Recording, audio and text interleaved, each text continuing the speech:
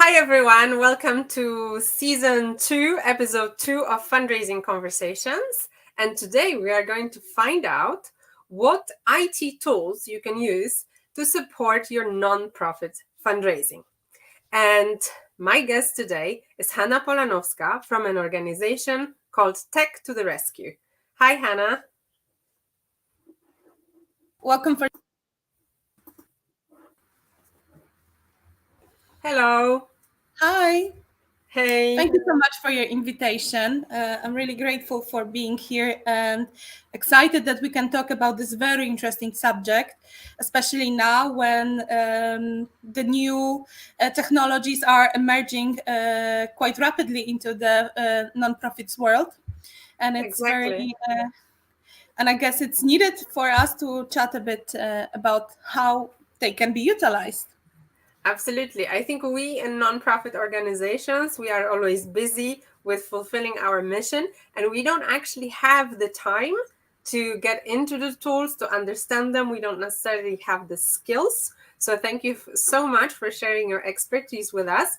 And also for everyone who is watching, bear in mind that in the end, we will also discuss how the foundation for whom Hanna is working, Tech to the Rescue, can actually help you. So stay with us till the end to be sure that you also got that information.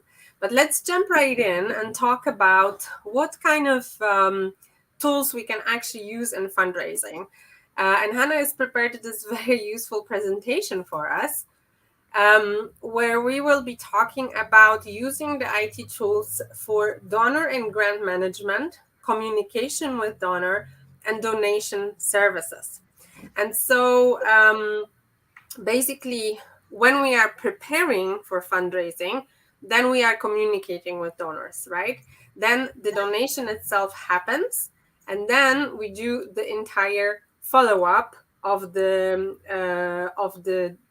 donor and donation, and keeping this relationship going. And on all of these stages, IT tools can help us. So Hanna, tell us what is the first and the most powerful and the most important tool that you think nonprofits should be getting to know and starting to use. I believe that this would not be a big surprise to you that having your work organized is extremely important. And I believe that the most powerful tool that is on the market at the moment, it's something called CRM, so Client Relationship Management. If we can scroll to the next slide, that would be wonderful. I've prepared here different opportunities for us on how to utilize this tool. And as you can see, a CRM, which is a software system that enables us to collect all the data about our donors, about donations, our volunteers, and our grant, enables us to manage them easily. I guess that the most important tool that I would suggest to any of us is to actually start with building your database. What would be necessary to build a great database? Obviously, we want to understand who are our donors. So our database in which we can collect in CRM would be sufficient to know what is the name of our donor, what their email addresses, their contact numbers, but also where they're from, what kind of specialty they are interested in, because we know that different donors want to help different helps.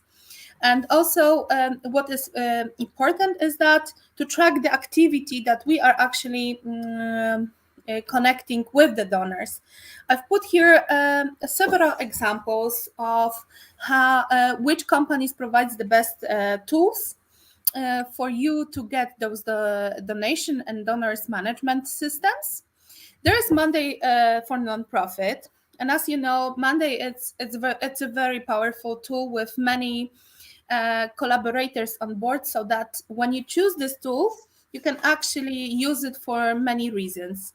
I've screenshotted here. Oh, sorry, something happened in my place. I've screenshotted here like a basic view of what you can use, because now CRM can be accessible via your computers. Obviously, most of the nonprofits works on laptops or desktop computers, so that the desktop application is very useful. But having your database in your pocket via accessible via mobile app, it's also very useful tool for you to follow up with your donors and or possible donors. Lina, do you have any questions regarding this Yes, I tool? have plenty of questions. But Okay, I great. also wanted to welcome the 30 people who are watching us live right now and who are participating at this StreamYard event. And if you have also any questions that I'm not covering here with Hannah, do type them in chat and we will be taking them in turns as well. So let me just imagine this in practice, right? So first of all, I have to choose which one I'm going to be using, right? I understand that Monday and Salesforce, they do similar things. Yeah. All of And those tools then I've added here, they do very compatible the comparable. Yeah. service. They give compatible services. Yes. Okay. And then so that's a software that's going to help me manage these donors. And now let's say that we are thinking about a nonprofit that doesn't yet have too many donors. And so Mhm. how do people end up even in this database? Like, can we imagine this in practice? So if we look at the practice, usually your departments, fundraising departments, are pretty small, and it is necessary for any tools that are being introduced to to everyday working, that their usability it's extremely accessible and it's just seamless for those people. This CRMs that I'm presenting here, Monday, Salesforce, Microsoft Dynamics, they are built to be extremely easy to use. So if we have a fundraising manager, his or her their responsibility could be also to build the database. This could be built manually by entering the typing in the data, but also all of those tools have this import service where you just when you just upload the database of your donors there, so you can easily move on with your fundraising services. Okay, so let's say that we want to fundraise and we start with people who have in one way or another engaged with our organization. Is that correct?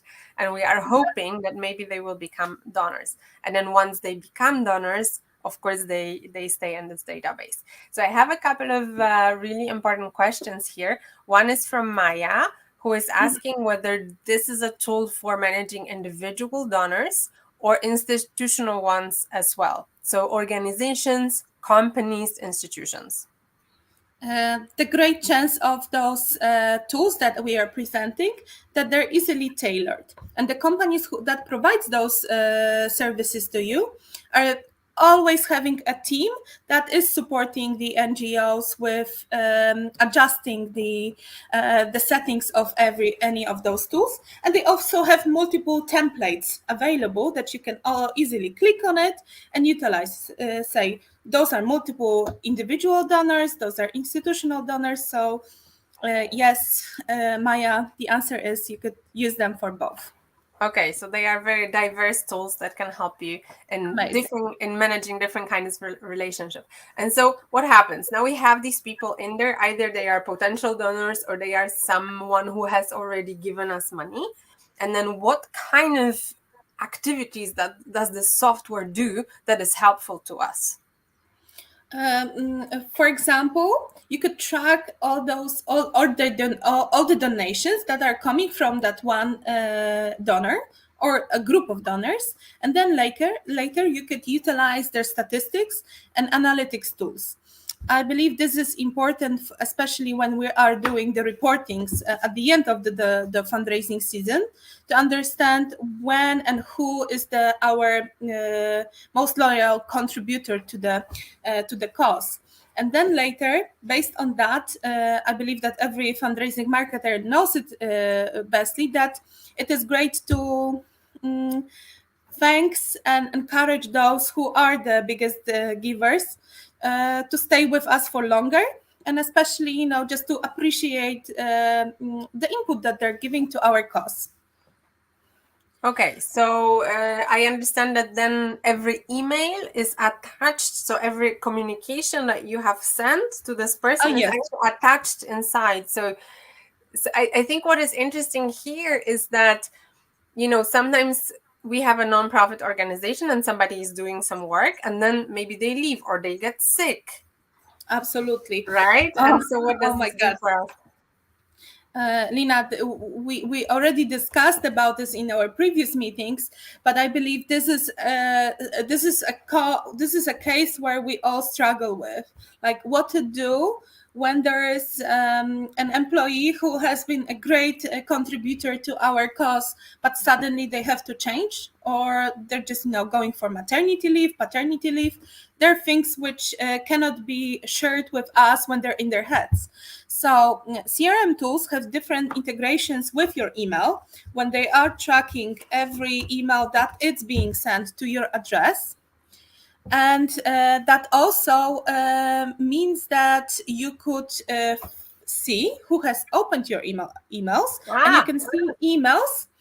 You can see emails of your colleagues connecting that email address that we are discussing, and also you could follow up to see when not to bother our donors. Like, we sometimes are overactive in reaching out to our donors. Let's say our colleague from Department A, 1Z, it's emailed them this morning.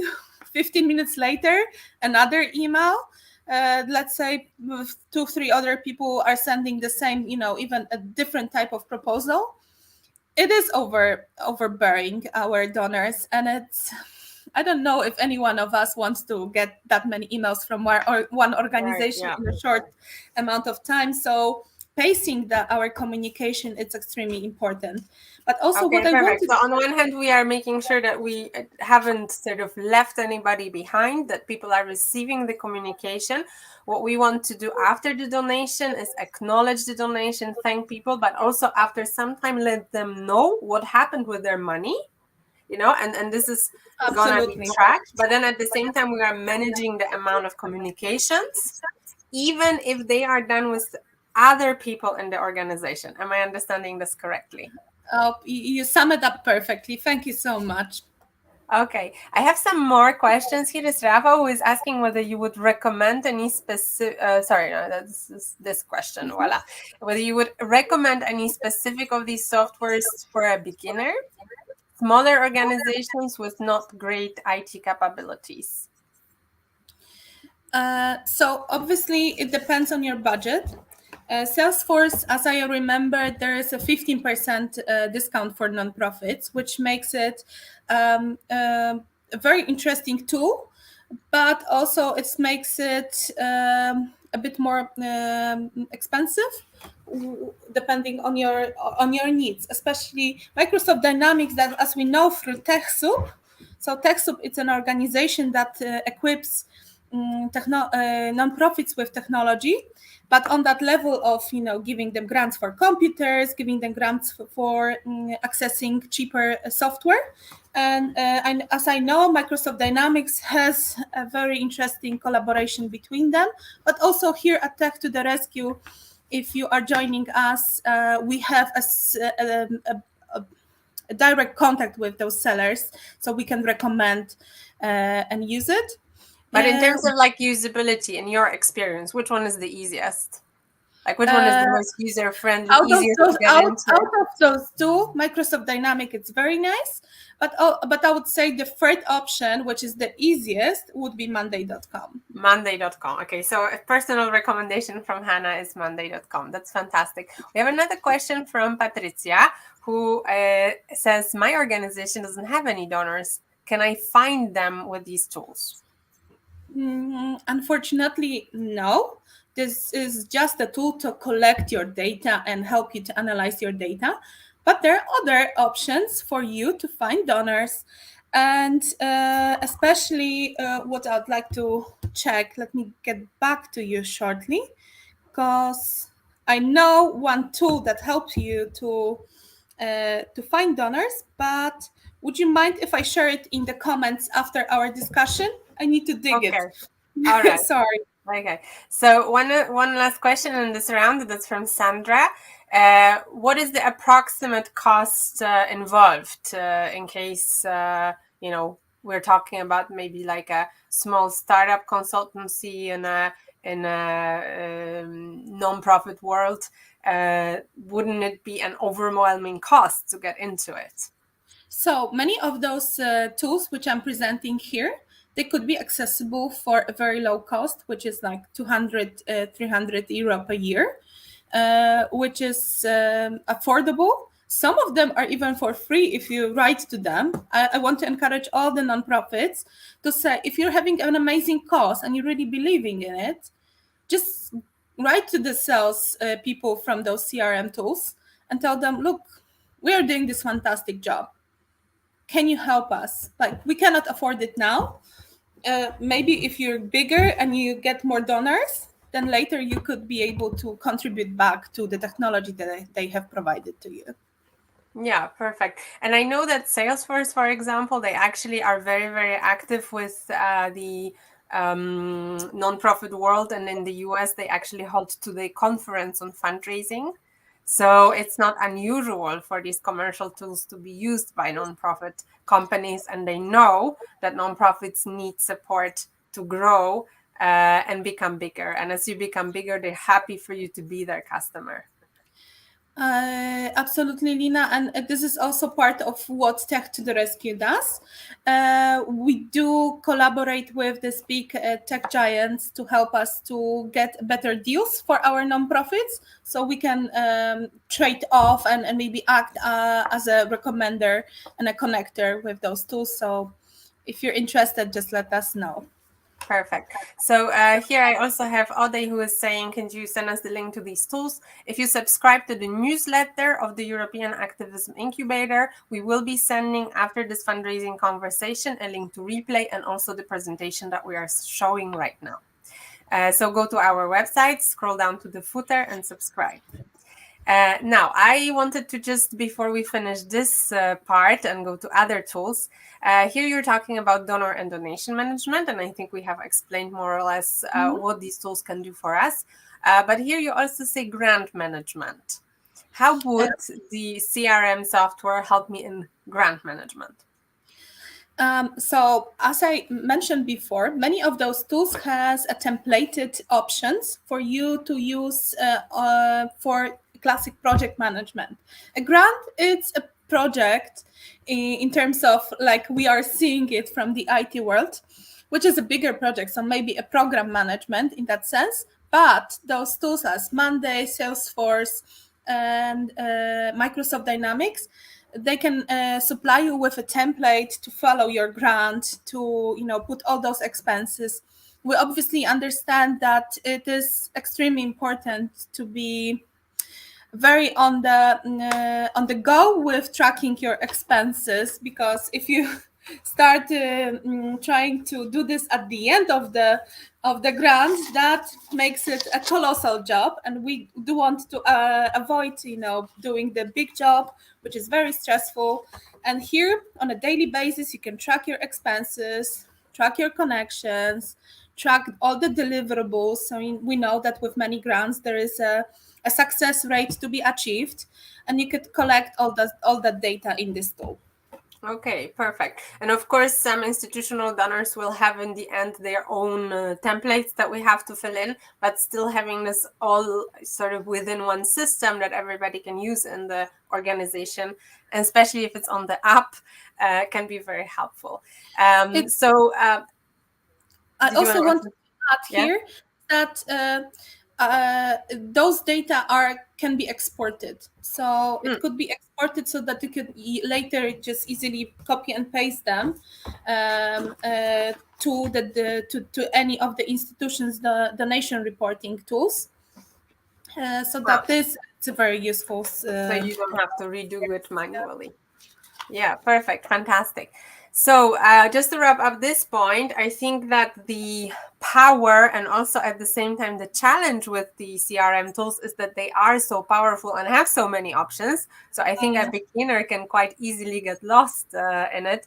I remember having looked at them at some points for different reasons in my professional life and being like, oh, okay, I'm gonna need 2 weeks to get into this.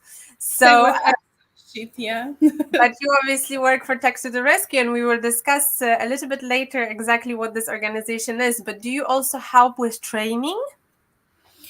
So Tech to the Rescue per se does not help with training, but we have a connection. So our tech partners support our nonprofits with trainings if needed.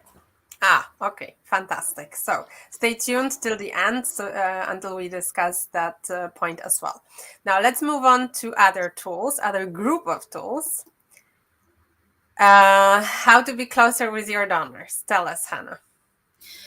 So we started with this big thing, which is a CRM, so our database, but now we need to proactively reach out to those who will be able to support our cause.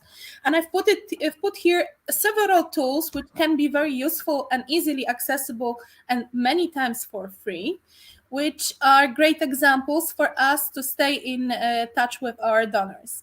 First of all, I want to let you know that through TechSoup, which already been mentioned, you can be granted up to $10,000 or euro per month for your Google Ads. So depending on the size of your NGO, you have a free tokens to use Google advertisement. So the advertisement can be seen in a Google search, Facebook, LinkedIn, Instagram, and and and all the different websites. When you go to the website, there are those advertisements blocks. Sometimes you could see the pop-ups that you really want to close, but these places can be yours for free. You just need to Mm-hmm. apply through TechSoup for this grant.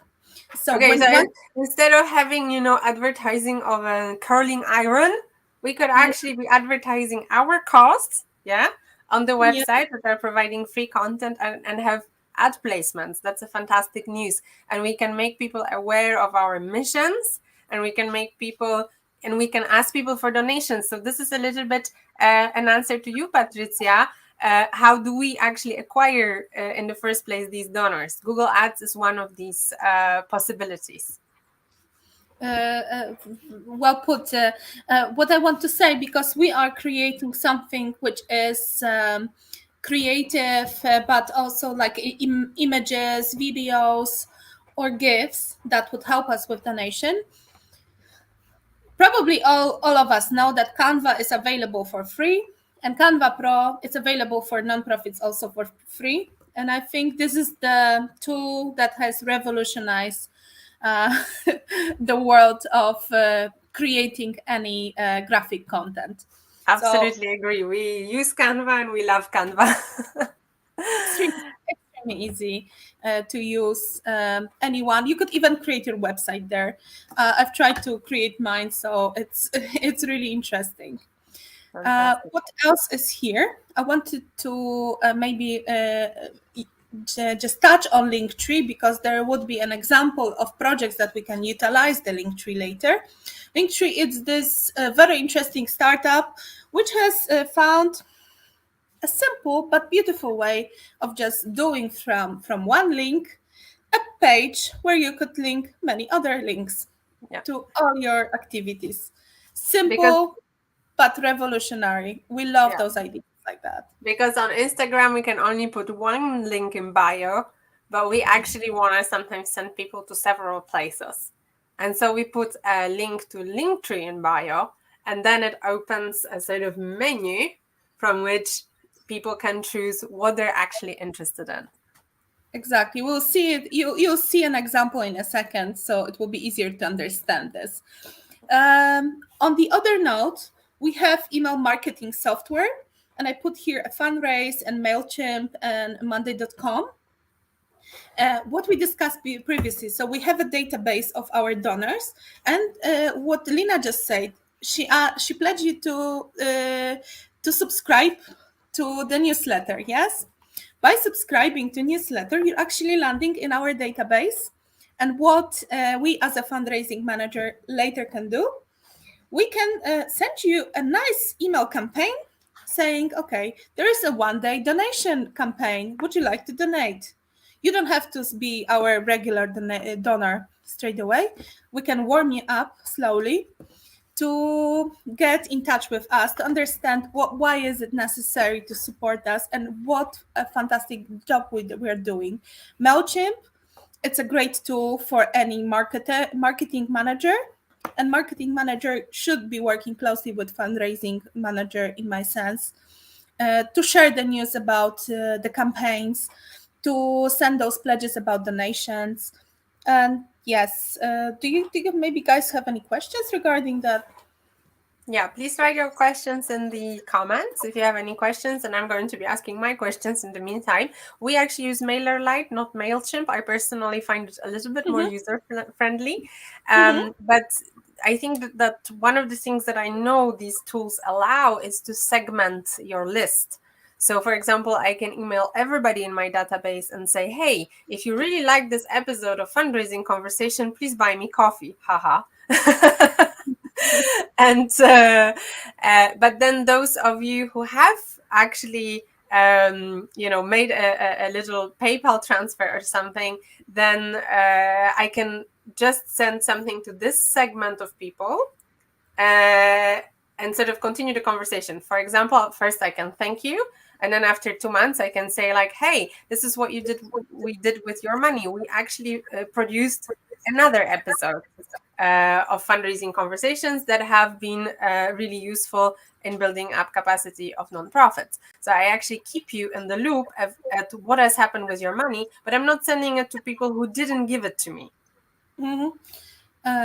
Great example, the segmentations of our donors and potential donors, it's very useful.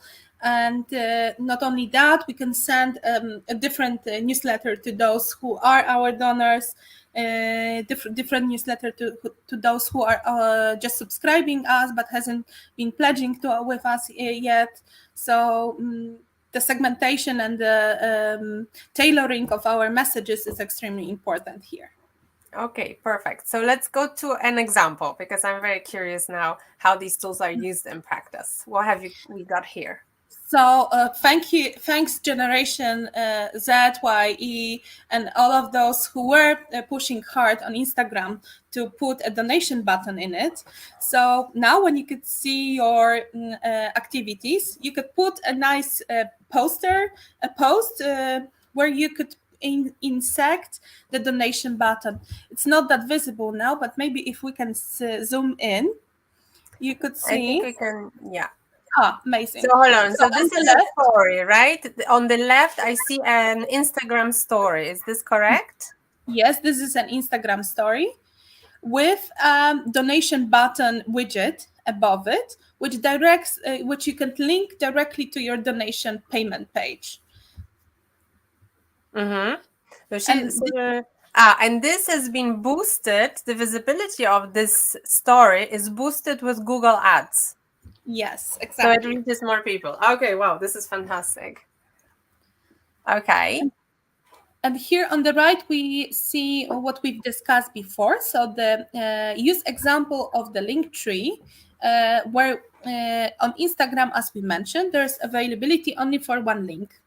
But if we have many causes, as UNICEF does here, you could see that they have created their link tree to collect all the useful links to their latest activities, and you could see that it's been actually screenshotted yesterday, so it's pretty accurate.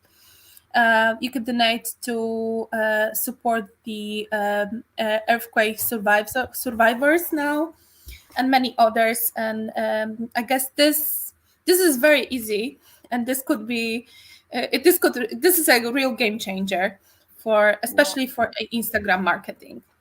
And I think also sometimes if people don't know us, especially if we are running ads, and so they come in contact with us for the first time, maybe they first want to know who we are. So we could have like about in the link tree. and then it's easily accessible. They don't have to look for our website and so on.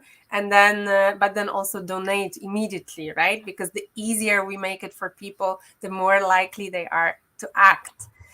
Okay, these are great examples. I have a couple of questions, so let's take them. First of all, Emilia is asking whether these marketing tools can be used to send an email in a safe way. For example, invitation for webinar for all our donors. Absolutely. Of course, we all know that there is this difficult way when we are being treated as spam. So that software helps us navigates us how to better utilize our email and from what kind of email send those invitations to a group of donors. So yes. Okay, so and I think there is also a couple of other things. One thing that this software is doing is it provides the unsubscribe link. And so if you're emailing people by email, they don't have really any way of telling you, I don't want to have these emails, unless they write to you directly, which isn't maybe comfortable for everybody. But this email, we are all email system, we are all used to it. We scroll down, we find the unsubscribe button, and we just do not receive these emails anymore. And this software helps us manage that.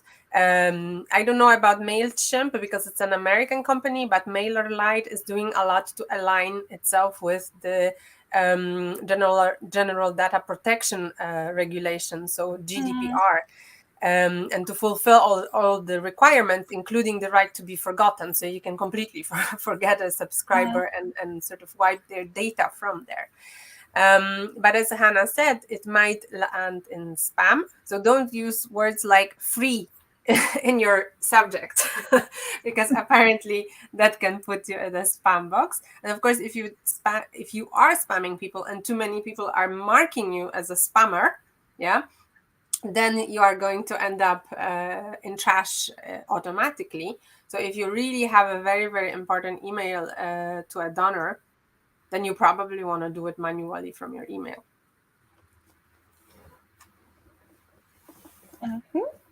Okay, so what else have we got here? What strategy could we use? We do not work directly with the beneficiaries. That's a very broad question. I think maybe we try together to answer that. How else? I just want to understand how else we collect the donation. Do you mean that you're actually working on the grants? Not. I think because a lot of examples that we are giving are on individual people giving donations. And if we understand your question correctly, Sahida, you're asking what if we don't want to be dealing with individuals? Is that the case? Write to us. Sahida, if you could give us more data about your particular example that you have in mind, please DM me on LinkedIn. I'm happy to help you to try to find the best way and approach, and we can later then maybe share it in the comments under this recording, so everyone can see the answer. How about that? I think she says yes to what we just asked. So I would say that if you are not pursuing individual donations, then you can pursue grants. Yeah, you can seek for grants, or you can seek for donors who can give you core funding as well. So grants for projects or core funding for your organization. So you seek for foundations, you seek for public grants. There's really a lot of things like this. And at the European Activism Incubator, we actually give a webinar when we give an overview of all the funding sources for nonprofits. The other two good ways of funding a nonprofit is also through membership, which is a little bit similar to individual donations, but it's not the same. And finally, nonprofit organizations can also pursue certain for-profit activities that are then reinvested. So the profits are reinvested into their activities and into building up the organization. And if you want to find out about these ways, contact us, because we do provide webinars and trainings and workshops about different way of funding nonprofits. But today we are focusing on the IT tools and making the best use of Hannah's time with us. Hold on. So I think we're gonna move forward. Let's see. From the example, Oh, yes. and now collection of donations. So we got to the point when we have our donors very interested in getting in touch with us, and those are individual donors, as we're speaking right now, and we can, through our website, through our Instagram, through our email, gather donations. How we do this? Most of the time, we need to have our payment button integrated on our website. And there are several options through which you could collect those money. So there's obviously GiveButter, Donately, there's Twilio, there's Blue Media.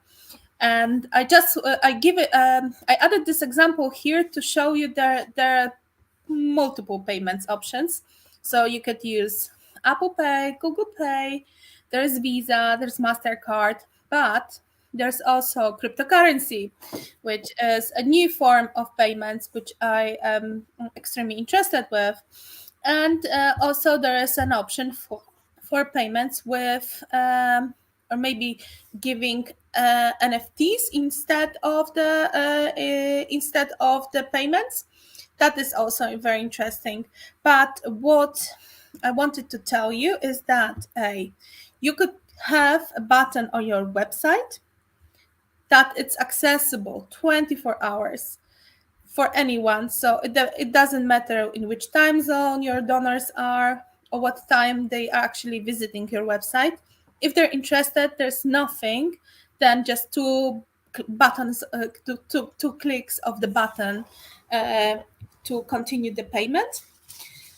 And Okay, so let me just clarify. So this give button, Donatelli, these are the gateways to the payment portals. Is that correct? yes, that's true. Okay, so basically we choose one again, and it provides us with all the options of all the banks, all the cards. For example, the Blue Media, which which I've shared with you here, it's one of our funding partners, and they're providing these wonderful integrations, which you could put on your website, on your mobile app, in your email. So those are payment links that you could utilize. Okay. It, mhm. And the PayPal donation will be separate because I think PayPal is very popular.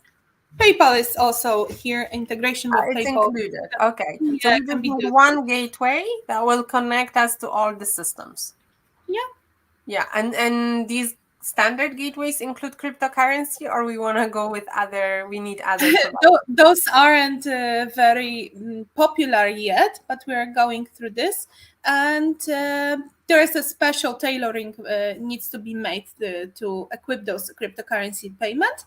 But our partners at Tech to the Rescue can easily done it to you. So whenever you feel the need of having one, just let us know.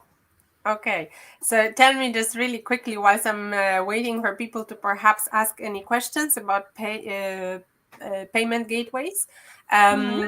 If a nonprofit gets a donation in cryptocurrency, they have limitations on what they can spend it on, right?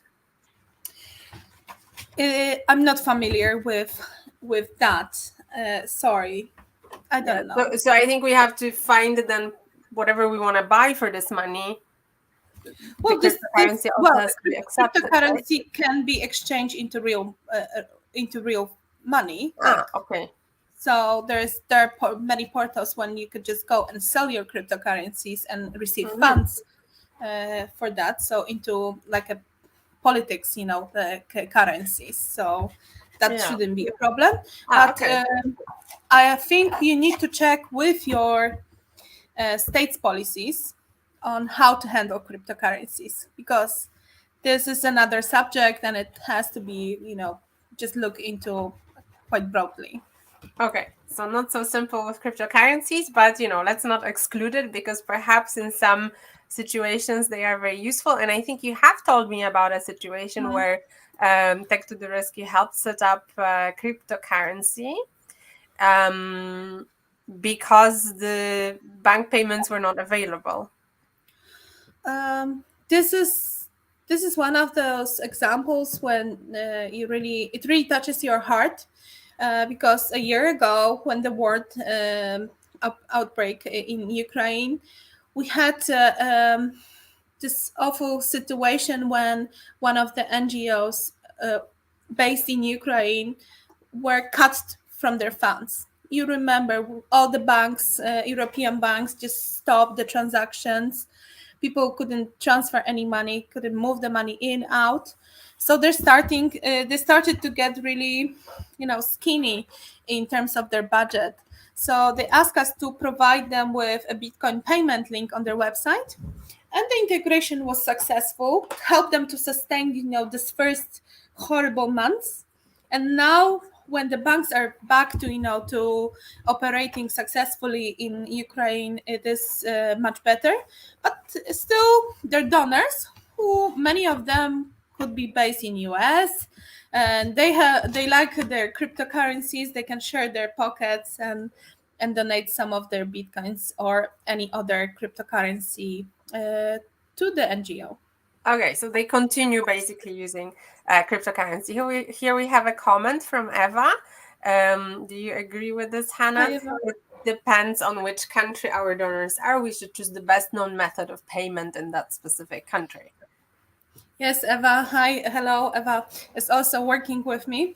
Ah, Uh, so that's a tricky question. Yes, as Eva, we absolutely agree. It is depending. So the payments and gateways are tailored to be working, especially with different countries. Like for example, in Poland, there is this like a very fast payment method of called Blik, which I haven't seen in other countries yet. So, but we do have an options for tailoring those payment gateways. So there's not a problem with that. okay, perfect. And here's another example. I wanted to share with us an example which it's pretty straightforward, but still many of our websites, as I can see, are not using this super simple method. So we have a website of NGO which we are working closely with, which is Friends of Moldova, which is running centers for helping Ukrainian refugees. And on their website, there is a huge yellow button called Donate. And then what they're showing what is the money going for. And then you have a small donation button. Once you clicked on it, it will send you to the payment gateway, so that your donors know what you are actually where is the money going to. Okay, perfect. And so now this is also a very interesting story because we can also offer something to the donors in return, even though the entire donation process happens with the person sitting behind the computer at home. Tell us, Hannah. Mm. I know you probably have heard about NFTs, so non-fungible tokens. Why fungible? If, for example, I give you a card which is a very limited card and there's only one piece of that card in the world, and you give me another card in return which is also very unique, that means that it's non-fungible. So we still have a card, but it's a different card, and all of we have a different token in our hands. So It's a NFTs, unique piece of digital art. Is this what it is? absolutely. So you could Okay. see here we have collected together with Polish Humanitarian Action um, different paintings, drawings of the children which are pledging against the world. And those drawings has been digitalized, and each of them has received a unique code. It's a long code that certifies them as this is one and only digital copy of that painting drawing. So the PAH has decided to run a fundraising campaign where you could still buy those beautiful drawings, and in return, so whenever you donate, in return, you received an ownership of that drawing, and you could share it with your friends online, on LinkedIn, whenever you want. Just share it with, or just keep it closely to your heart, and know that the money that you've donated actually is going for a good cause. And you could see that there is a person behind this art. It is unique. It is very emotional driven, and I think that utilization of NFTs for the fundraising, especially when a foundation is going into collaboration with an artist, a local artist, or a very famous artist who decided to say, okay, this digital piece of my artwork would be for you, and you could sell it later. You could auction those pieces. You can get as much money as possible, and the younger generations are very prone to support fundraising using that is using NFTs. So I believe this is now a moment for to use those services as much as possible. Yeah, it's true. I haven't really seen that used so much, and yet it feels like such a fantastic way of thanking your donor and giving them actually something unique. This is really super. And here I can see that it's not just the drawing, but also other kinds of digital art. Yes, you could have different kind of art. It could be a piece of video, a GIF, whatever comes to our mind that could be digitalized. You could add a tag on it.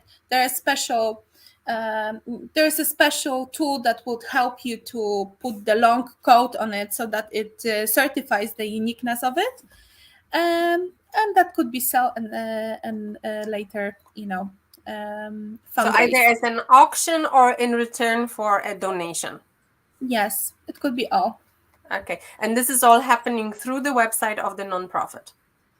There is a website for nonprofit, but also I advise you to have a look at NFTs, because there are different like auctioning houses online that you could still buy digital artwork through NFTs. Yeah. But are they always for nonprofits? No.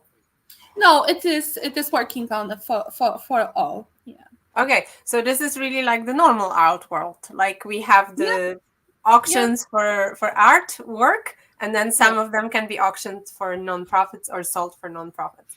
Okay, that's really fantastic. I hope many of you are now scratching your heads and thinking, "Whoa, how can I use this?" Because it's a fantastic way of engaging your donors and giving them something memorable. Okay, so Hannah, I think everybody is like super interested. How can you help nonprofits Wow. to access Guys. this support? So we Tech to the Rescue. We are a global platform that matches nonprofits with tech companies to build digital solutions that scale up their impact. And impact and scaling up is the most important bit here. So we are working with organizations that are looking for solutions to their problems of, not having enough time, having long processes, or missing some technological resolution to their issue. So that together with our tech partner that will be looking for you, we can come up with a solution that would, break the ice, enable us to reach to even more people, to more beneficiaries, and even, reach out to more donors. So as you could see in this example, we have already over 1,400 companies in our pipeline, 800 nonprofits. We're working with many of the umbrella organizations. So if you are in one, just ask if they are connected with Tech to the Rescue, so that they can share with you all our materials. If not, just go on our website and read about us. We are doing over 200 projects a year, and by projects I mean, deliverers of huge, mobile apps, websites, solutions, so backend solutions. So That is extremely amazing, and just an estimated, it has our end users, it's over 4 million. So it has been a very good year, a challenging one. It's the first year of Tech to the Rescue. So So let me just take a step back. Tech to the Rescue has been founded by tech companies in yes, order to facilitate tech companies doing pro bono work. exactly that. So when the pandemic hit in Poland, we had this regress of there is a very limited physical movement for all of us. What happens to those which are helping people in need? And many of those, most of that help was mostly physical. So, meeting with people, sending something to people, organizing workshops. What to do in that moment when there's only digital left? And we were all struggling, the schools, the companies, but those who are the least equipped, so nonprofits, were in the worst situation. So around 25 companies from Poland decided to say yes, we can donate a bit of time of our workers and do something for those who are in the worst shape. And that's how Tech to the Rescue started. And that's how we all are now thinking about changing, doing the we are trying to shape the industry. So we want to do something which is norm in the legal industry, where there is at least one pro bono a year. We are really working hard with our tech partners to say, okay, we're gonna donate one project a year, Okay. so that we can change the world. And you are, of course, working not only in Poland, but also outside Poland and also with nonprofits from all around the world. Our team is international. Like, Yeah. we're Colombian, Brazilian, Americans, France, Moldovan, and Turkish, and we're all there. We are working with every continent. We didn't have yet a project from Antarctica, and that's the only the only one I can tell you. Yeah. I'm sure penguins need some support as well. But I wanted to ask you, so if there is an organization, a nonprofit organization who was interested in doing some or improving their IT tools, or perhaps they have an idea for an app, or they need, like, there's a lot of environmental NGOs that are doing amazing work with geodata, providing, even sometimes this goes to court if they can generate the evidence. So like the use of technology can be really, really multiple, not just for donors and donor engagement, as we have discussed today. So if there is an organization that has a need or has an idea for a project, what should they do? Visit our website, techtotherescue.org, register. And once you registered, our nonprofit team would get in touch with you and ask you to fill the form, which is a very simple form of what is your idea project about, what kind of needs are you looking for. And if you don't know that, just let us know. You're not familiar with that yet, but let us know who is in your team, so how you can support the project on that other end. On your And end. tell us whether you have budget or no budget, because we work with both, like a low budget also. So if you're looking for a tech partner to support you along the way of the development and delivery of the product, we are here to help you. And I'm And bet so what we are your main criteria to select nonprofit organizations? So I don't know if we can come back to our presentation. I've put this up. You see, you need to be registered. And once you register, we're going through the verification. The number one topic is that you are not looking for funds, because we are not a fundraising company. We are equipping you with the technological solutions. And also, you must be registered. There are some You examples. must be registered as a nonprofit organization. Yes, there is some exemptions for universities, for example. If there is a university and you're running a project and you need some technological equipment, that is something also we can do. but we're working with registered nonprofits. There's another example, exemption right now for anyone who is dealing with, and it's a grassroots organization that is in Turkey or Syria, affected by the earthquake. We can work with grassroots organizations, but we need some verification time to understand and to make sure that the partnership would be sustainable. Okay, great. And so, so you then select based on, well, whether the organization is registered or perhaps whether it meets the criteria for exception.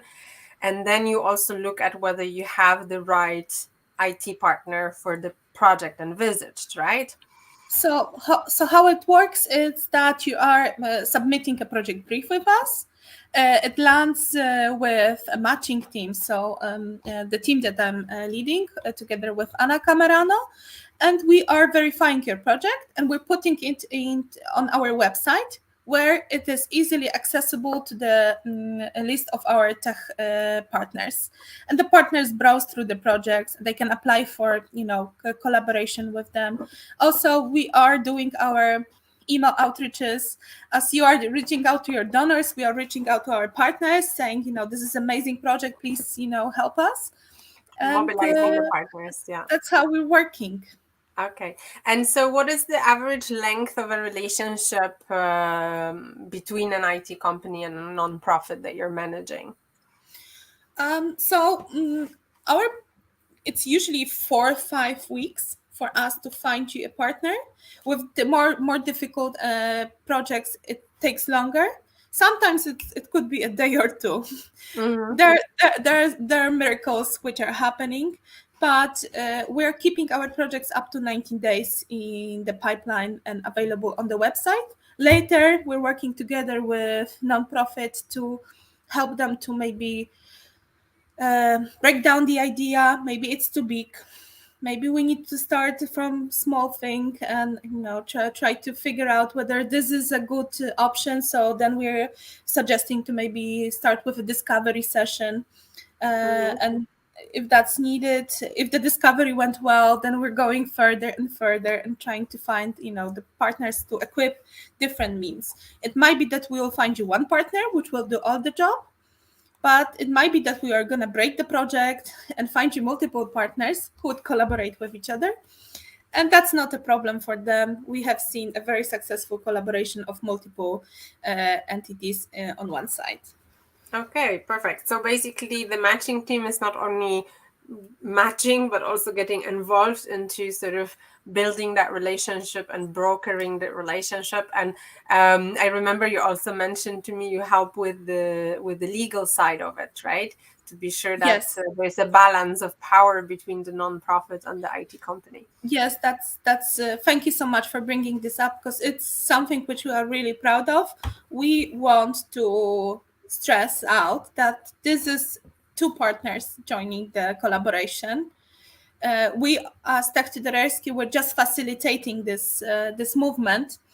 Non-profit, tech company, eco partners. So it's a double yes or no.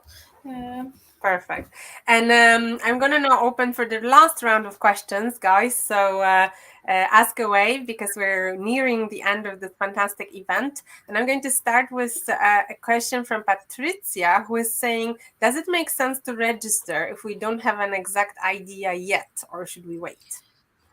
Patricia, it always makes sense to register because we have our newsletter that it's coming with many fantastic ideas and opportunities like this one. So webinars, collaborations, we are having campaigns every now and then. So it could help you to do this. If you have a very broad idea or just want to find out to maybe get better at something, you could also put it in. And who knows, maybe there are tools that can answer your queries at this moment. Yeah, you talked about these discovery sessions, right?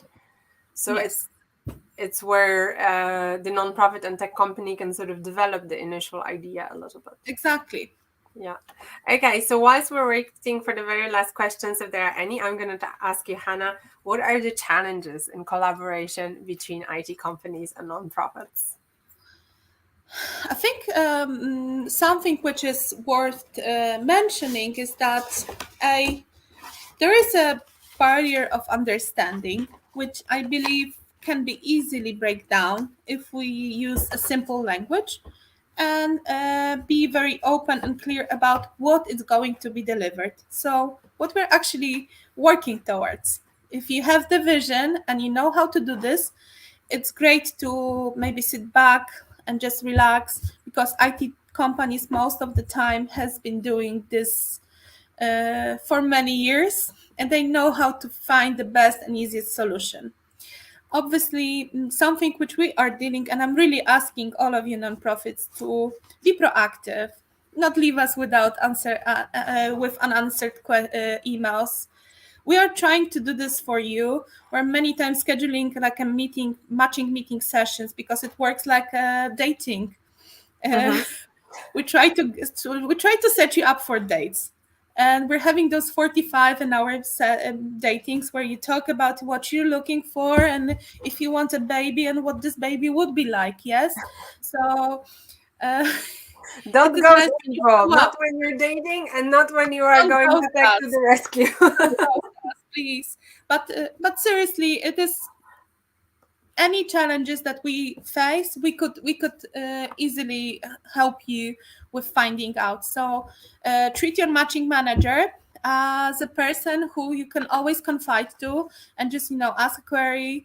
And if there's any issue that you're facing, be open. Don't worry, we are trying to do our best, use the very inclusive language and inclusive approaches to support and supply anyone with technological solutions. Yes. Yeah.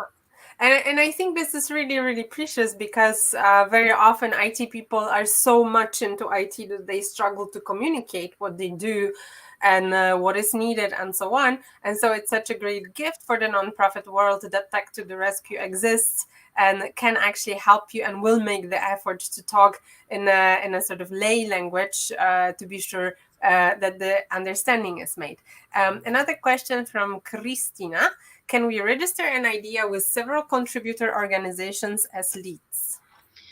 We do have consortiums of organizations that are in our database, then register as a consortium and list different NGOs which are connected with it.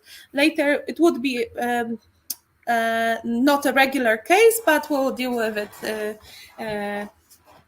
in some way. We'll find out. Don't worry. As you can see, Tech to the Rescue is open, accessible, and ready to find solutions, as Sandra is writing here for us, hashtag proactive. Thank you. I'm going to... So I'm going to thank all of you for this incredibly active participation in this event, all your questions. The recording will be available on our YouTube channel. And thank you, Hannah, so much for preparing the presentation, the examples, for explaining all these tools. I think we are now all very, very inspired into introducing some IT tools into our nonprofit work. And finally, I want to say we are the European Activism Incubator. We bring you fundraising conversations as our pro bono work, but we also do capacity building trainings for nonprofits. Please check our website. And if you have any capacity building needs, do contact us and talk to us with a very similar philosophy. Tell us what you need, and we will find out what we can do for you. So I hope to hear from you soon. And also, I hope that Hannah hears from you soon, that you will not let go of such a fantastic opportunity that is being supported by Tech to the Rescue in introducing some fantastic tools into your fundraising. And with these words, I'm going to thank you all for being here and wish you a great afternoon. Bye bye.